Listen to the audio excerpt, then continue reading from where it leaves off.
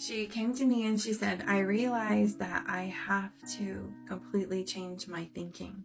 My whole life, in my mind, sex equals baby.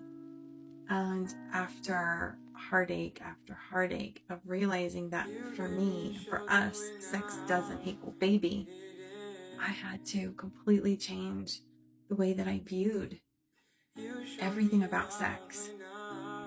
I hear so much support being poured out on women who are going through these kinds of fertility challenges, but no one really addresses what happens with their relationship with their own body, their relationship with pleasure, and their relationship with their own sensuality. It's a whole different experience. And how to navigate the pain that is brought up, the sometimes even PTSD that is brought up as you're just trying to connect deeply with your partner. Some women in these cases just completely shut down and they feel no desire to have sex ever again.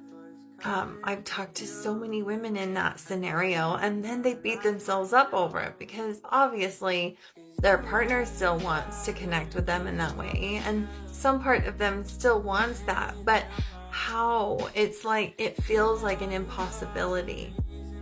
I know that it can sound absolutely hopeless and feel absolutely hopeless.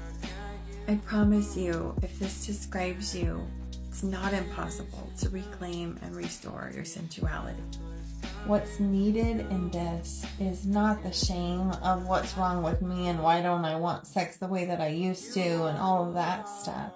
What's needed is deep space and compassion for your own heart, and then the space for your heart to grow so that it can be with the paradox that is you, that is your life experience of loss and grief, as well as pleasure and possibility and connection and creativity.